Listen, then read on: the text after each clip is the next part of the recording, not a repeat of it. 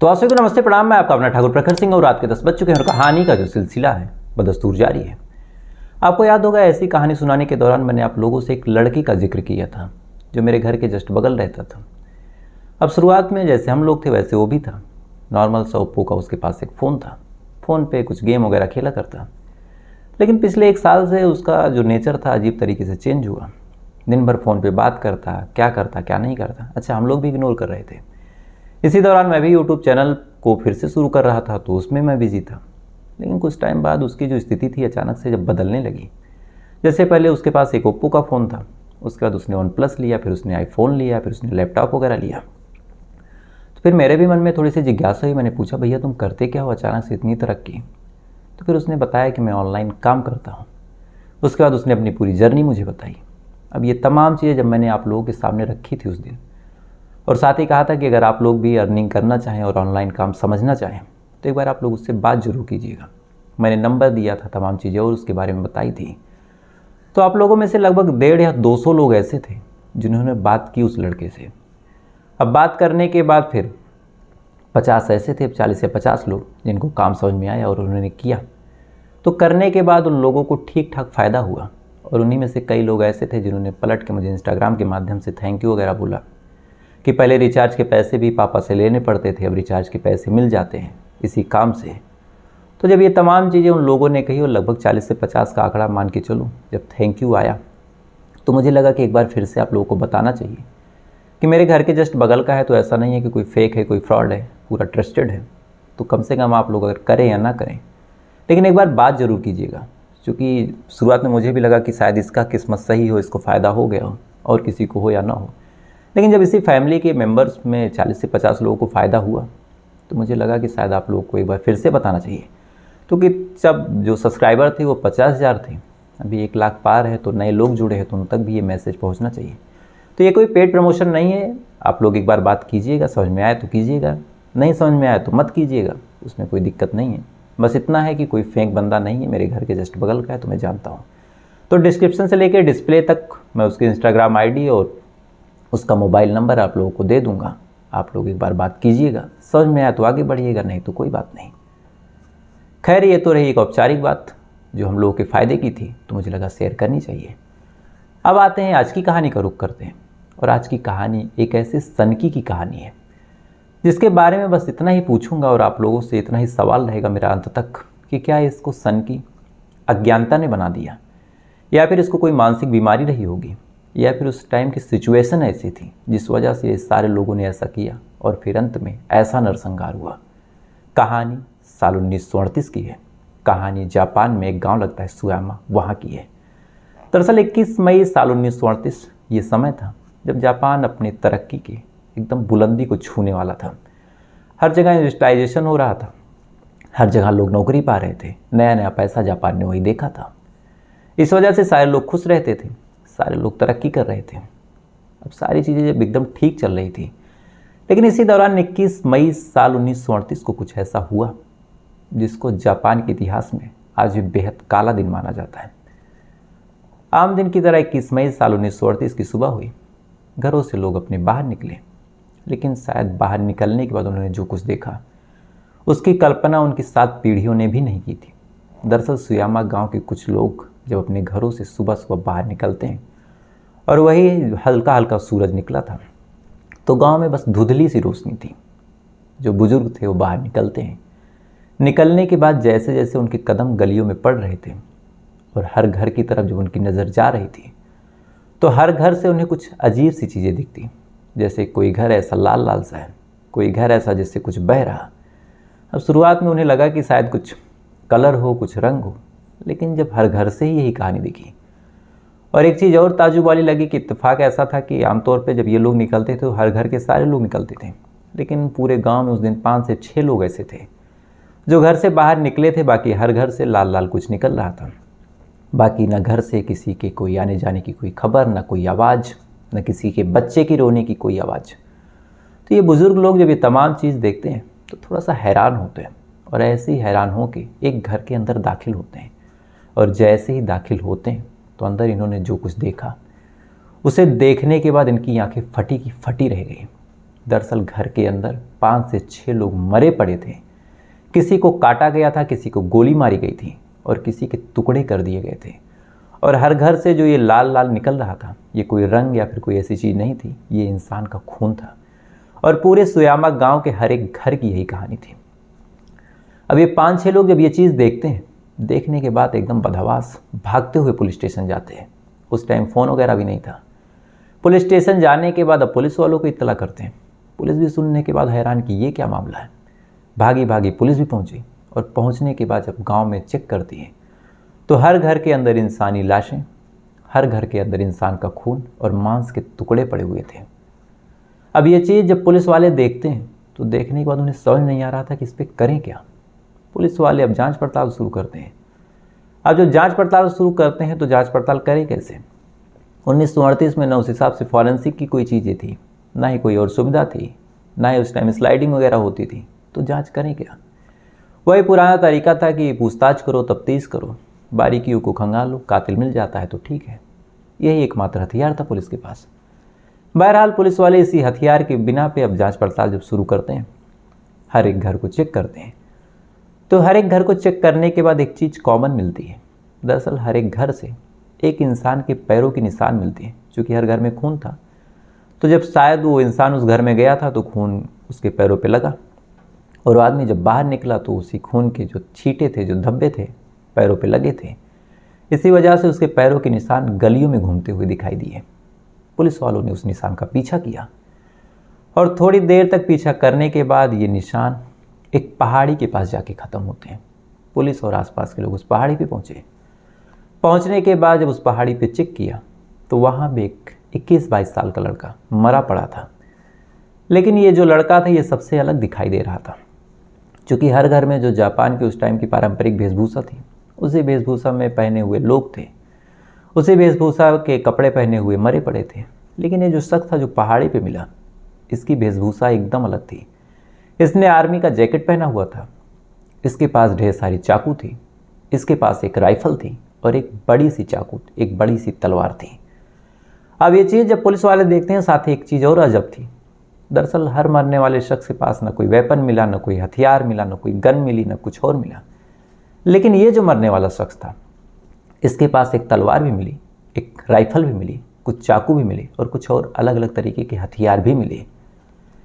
यानी पुलिस वालों की जो जांच पड़ताल का दायरा था, इस शख्स के ही इर्द गिर्द घूम गया कि हर इंसान से अलग क्यों है।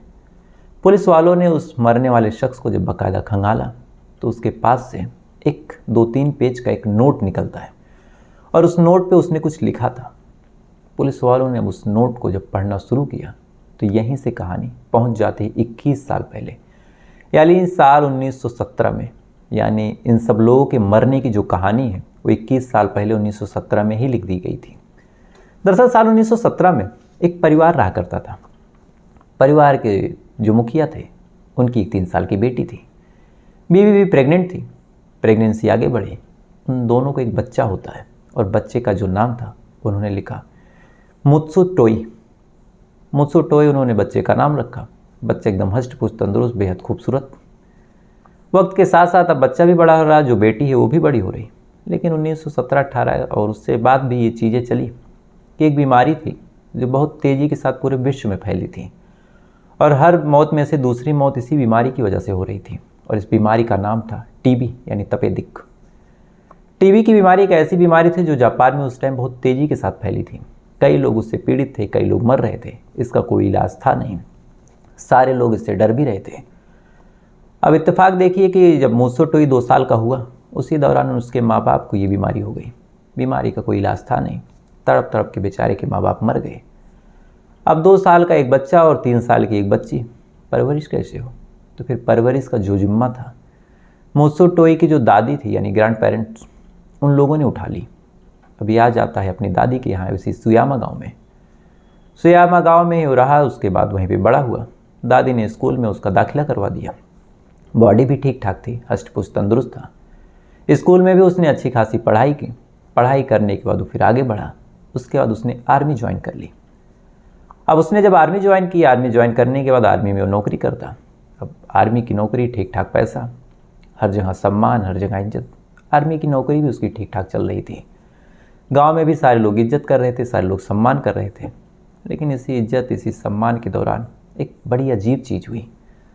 दरअसल मूसो टोई जो था, अचानक से उसके सीने में दर्द हुआ। दर्द होने के बाद जो मूसो टोई था, जो आर्मी का कैंप था, वहाँ उसका इलाज हुआ, वहाँ चेकअप कराया गया।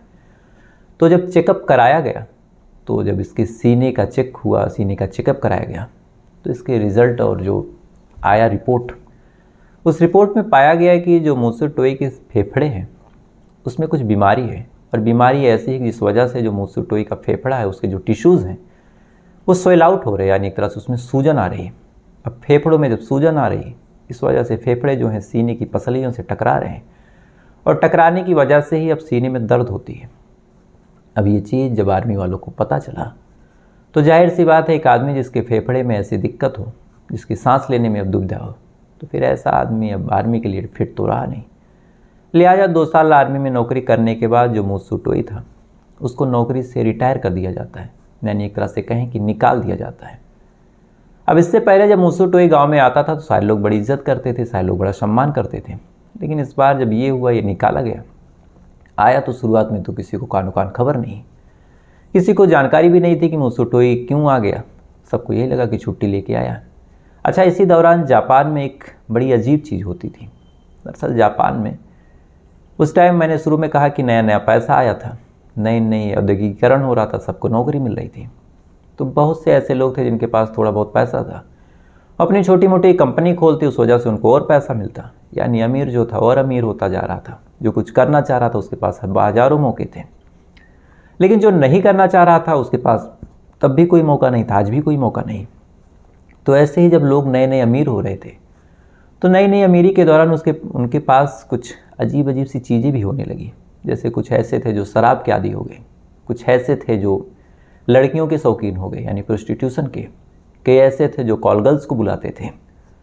अब इन सब चक्करों में जो लड़कियां थी, उन्होंने भी एक तरह से अपना एक नया बिजनेस सोचा।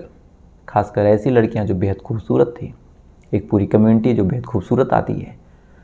तो ऐसे लोग अब प्रोस्टिट्यूशन में उतर गई। वो अमीर अमीर लोगों के पास जाती, उनको अपनी सर्विस देती, बदले में अच्छी खासे पैसे मिलते। अब मूसो टोई भी इत्तेफाक से ठीक ठाक पैसे आर्मी में कमा रहा था। और जिस गांव का ये रहने वाला था, सुयामा गांव का, उस गांव की ज़्यादातर लड़कियां यही काम करती थी। तो आर्मी से जब इसकी छुट्टी होती थी और ये वापस आता था, तो उस टाइम इसकी उम्र 19-20 साल हो गई थी। तो आर्मी से छुट्टी लेने के बाद जब ये वापस आता, आने के बाद अब पैसे भी इसके पास होते, तो इन लड़कियों के पास जाता। जाने के बाद उनके साथ जो प्रोस्टिट्यूशन वाली सर्विस होती, वो तमाम चीज़ें वो लेता, लेने के बाद ठीक ठाक पैसे देता। अच्छा, उस गांव का एक बड़ा अजीब नियम था कि आप किसी लड़की के पास जाइए, जाने के बाद वो अपने बिस्तर पर रात को लेटी रहेगी, उसका कमरा अलग रहेगा, आप उसके बिस्तर पर लेटिए, उससे कहिए कि मुझे तुम्हारे साथ सब करना है। लड़की मान जाती है तो आप पैसे दीजिए, कीजिए, नहीं मान जाती है तो आप वापस आ जाइए। यही प्रथा थी। यहाँ कोई प्री बुकिंग नहीं थी, यहाँ कोई दलाल नहीं होता था। तो ये तमाम चीज़ें चलती रही। जो मूसो टोई था वो अपनी ज़िंदगी में कुछ इस तरह के अय्यासियाँ करता रहा। इधर धीरे धीरे उसकी बहन जो थी वो भी बड़ी हो गई। अब बहन बड़ी होने के बाद फिर बहन की शादी करनी पड़ी। बहन की शादी धूमधाम से इसने की, सारी चीज़ें बिल्कुल ठीक चल रही थी। इसकी ज़िंदगी में ज़्यादा लोग भी नहीं थे, माँ बाप थे वो भी मर गए थे। एक बहन थी जिससे उसे बहुत प्यार था, बहन की भी शादी हो गई। अब शादी होने के बाद ये अकेला आर्मी की नौकरी कर रहा था। वहाँ से जब मौका पाता तो मौका पा के वापस आता, तो इन लड़कियों से इस तरह की सर्विसेज लेता। लेकिन जब इससे नौकरी से निकाला गया, तो नौकरी से निकालने के बाद जब वापस आता है, तो शुरुआत में तो उन लड़कियों के साथ ऐसे सर्विसेज लेता रहता है। लेकिन धीरे धीरे गांव में जब ये बात फैली कि इस लड़के को सीने की बीमारी है, जिस वजह से इसको नौकरी से निकाला गया, तो उस टाइम टीबी का ऐसा डर था, लोग इस हिसाब से टीबी से डरते थे कि उन लड़कियों को और बाकी लोगों को लगा कि अगर मैं मूसो के संपर्क में रहूँगी या फिर उसके साथ इंटीमेट होंगी, उसके साथ रिलेशन बनाऊँगी, तो ये टीबी उसके माध्यम से मुझे भी हो जाएगी। इस वजह से जब ये लड़कियों के पास जाता तो सारी लड़कियों ने इसको मना करना शुरू किया। अब एक तरह से इसको इन सब चीज़ों की लत लग चुकी थी। अब एक बैग अचानक से जब सारी लड़कियों ने मना करना शुरू किया, तो इसे बड़ी बेइज्जती लगी। अब ये परेशान होने लगा। अब ये जब परेशान होने लगा तो इसके जहन में तरह तरह की चीज़ें आने लगी। पहला, किसी बीमारी की वजह से मेरे माँ बाप मर गए, मेरी बहन मेरे पास थी वो भी छोड़ के चली गई, मेरी नौकरी भी यही बीमारी खा गई। इसका मतलब ये बीमारी ऐसी है जिस वजह से पूरी दुनिया मेरे साथ भेदभाव कर रही है। यानी मामला कुछ और था, अब जहन में कुछ और आने लगा। बहरहाल इसी दौरान जब इसके ऊपर अकेलापन सवार होने लगा, अब इससे गांव में कोई बात नहीं करता, आसपास के सारे लोग इससे दूर रहने लगे, तो फिर उसी दौरान इसने कुछ किताबों को पढ़ना शुरू किया। किताबें जब इसने पढ़नी शुरू की तो उसमें से कई किताब सीरियल किलर्स की थी। उन किताबों को पढ़ता, पढ़ने के बाद सोचता और उन सीरियल किलर्स को लेकर बड़ा पॉजिटिव व्यू रखता कि ये सीरियल किलर्स इस कदर मजबूर हो गए कि इन्हें कत्ल करना पड़ा। यानी आमतौर पर जब सीरियल किलर की कहानियाँ हम आप सुनते हैं तो हम आपके जहन में आता है कि सीरियल किलर ने कितना गलत किया, लेकिन कहीं ना कहीं जो मूसू था ऐसे एक तरह से सिंपैथी थी कि सीरियल किलर के साथ गलत हुआ, इस वजह से वो मजबूर होकर ऐसा कर रहा था। बहरहाल इसने जब किताबें वगैरह पढ़नी शुरू की और बीच बीच में उन लड़कियों के पास जाता, उनसे ट्राई करता कि एक बार कोई मान जाए, और लड़कियां जब नहीं मानती तो अंत में एक दिन झुंझुला के ये उन लड़कियों को धमकी दे देता है और कहता है कि जैसे उस सीरियल किलर ने किया था वैसा ही कुछ मैं तुम्हारे साथ करूँगा, और अगर नहीं करने दोगी तो बहुत जल्द करूँगा। अब ये तमाम चीज़ जब लड़कियाँ सुनती हैं, लड़कियाँ घबरा जाती हैं। उन्हें लगा कि एक आदमी जो आर्मी में भी रह चुका, सन की किस्म का लग भी रहा, एक तरफ कह रहा कि मेरे साथ जो ये सर्विसेज थी वो दो, अगर नहीं दोगी तो मार दूंगा। यानी अगर सर्विस दे दे तो टीबी से मर जाएंगे, नहीं देंगे तो ये मार जाएगा। अब ये तमाम चीज़ लड़कियों के जहन में जब आया तो लड़कियां घबराती हैं। घबराने के बाद अपने पेरेंट्स से कहती है, पेरेंट्स चले जाते हैं पुलिस स्टेशन और ये जो मूसू टोई था उसके अगेंस्ट कंप्लेन दर्ज करवा देते हैं। अब पुलिस वालों के पास भी जब ये मामला गया और मामले की गंभीरता जब पुलिस वालों ने सुनी तो उस टाइम टीवी का ऐसा डर था कि उन्होंने भी इस शख्स को गिरफ्तार किया। गिरफ्तार करके इसके पास जितने वेपन थे वो तमाम चीज़ें जमा करवा ली। लेकिन वहाँ पुलिस वालों ने एक गलती कर दी। दरअसल इसने अपनी सारी राइफल, सारे असलहे तो जमा करा दिए, लेकिन एक ऐसी राइफल थी जो इसने जमा नहीं कराया और पुलिस वालों की नज़र भी नहीं पड़ी। पुलिस वाले इसे कुछ दिन जेल में रखते हैं धमकी देने के इल्ज़ाम में। उसके बाद वहाँ से जब छोड़ते हैं, ये वापस गाँव में आता है। तो गाँव में आने के बाद इसकी दुनिया एकदम बदल चुकी थी। अब ना तो गाँव में इससे कोई बात करता, ना ही इसे कोई अपने घर पे बुलाता। ये जिस गली से जाता उस गली से सारे लोग अगल बगल हो जाते हैं कि कहीं ऐसा ना हो कि इसकी सांस से टीबी की जो बीमारी है वो हम लोगों तक आ जाए। अब ये लगातार बाइकआउट होता रहा, लगातार ये डिप्रेशन में जाता रहा। सारे लोग इसको छोड़ते रहे और कहीं ना कहीं अब इसे लगने लगा कि जो मेरी बीमारी है इस वजह से इस गांव में मेरे साथ बहुत पक्षपात हो रहा, मुझे सब लोग गलत समझ रहे हैं, मुझे सब लोग अलग समझ रहे हैं। और यहीं से फिर इसने सोचा कि पूरे गांव से बदला लेना है। तो बदला लेना कैसे? तो फिर इसने एक बहुत खौफनाक प्लान बनाया और प्लान बनाने के तहत 20 मई की रात, ये जब सारे लोग गांव में सो जाते हैं ये जगता रहता है। 20 मई की रात ये जगता रहता है। उस दिन पूरे गांव में बहुत कड़ाके की बारिश हो रही थी। सारे लोग अपने घरों में थे और उसी टाइम नई नई फैक्ट्रियाँ लगी थी तो गांव में बिजली बहुत रहती थी। तो गांव में बिजली, अब बिजली की वजह से इसे डर था कि कहीं ये कुछ करने जाए, पकड़ा ना जाए। लिहाजा ये पॉलीथीन और कपड़े लेके बाहर निकलता है। और आमतौर पे जो पुराने ज़माने के लोग होंगे इन्हें पता होगा कि पहले हर गांव के बाहर एक लीवर लगा होता था जिसे पावर हब कहा जाता था। उस लीवर को उठा दो तो बिजली आती थी, लीवर को गिरा दो तो पूरे गांव की बिजली कट जाती थी। और ऐसा ही एक लीवर इस मूसू टोई के घर के बाहर लगा था।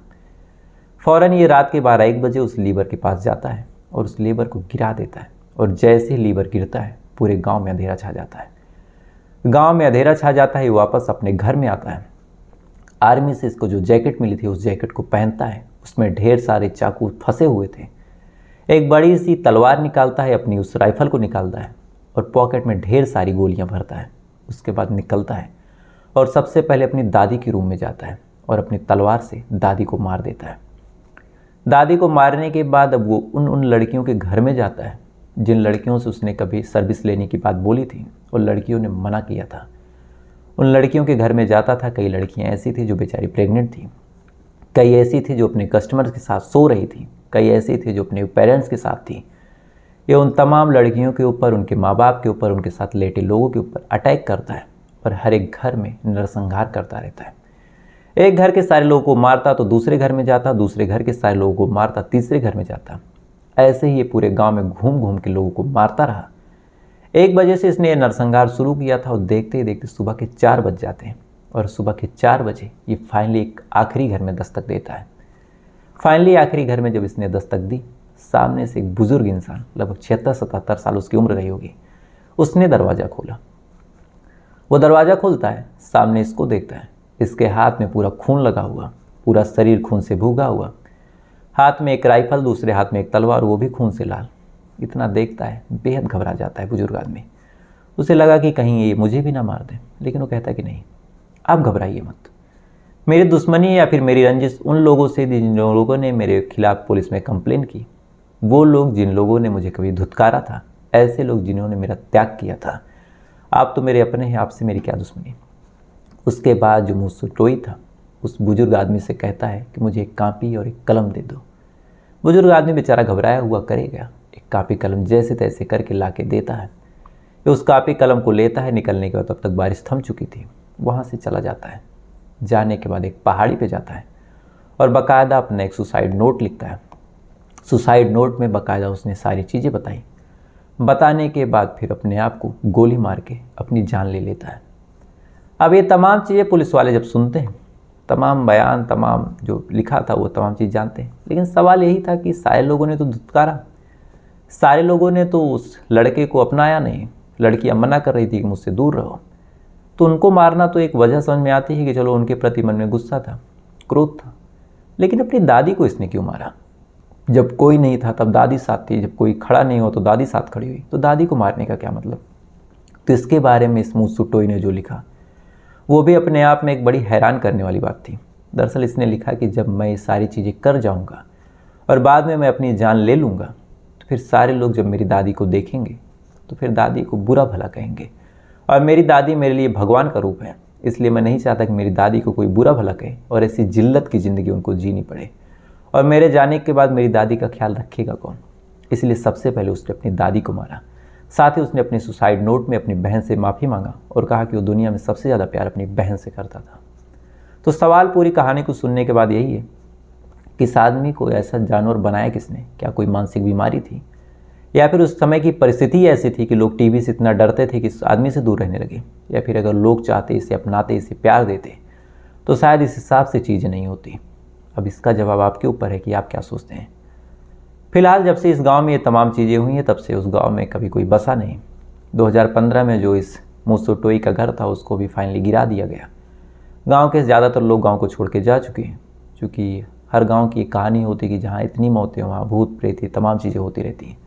तो गांव अब धीरे धीरे अलग अलग कस्बों में बट गया। उस गांव को आज भी लोग जब देखते हैं और उसका जब जिक्र करते हैं तो आज भी सारे लोग दहर जाते हैं, सारे लोग सहम जाते हैं। तो फिलहाल ये थी पूरी कहानी। अब आपसे कल फिर मुलाकात होगी, लेकिन उससे पहले उम्मीद है कहानी आपको पसंद आई होगी, और अगर पसंद आई हो तो वीडियो को लाइक करके, चैनल को सब्सक्राइब करके अपना प्यार दीजिएगा। तो आपसे कल फिर मुलाकात होगी किसी दूसरी कहानी के साथ। तब तक अच्छे रहिएगा, खुश रहिए, अपना ख्याल रखिए, अपने देश का ख्याल रखिए। जय हिंद, वंदे मातरम।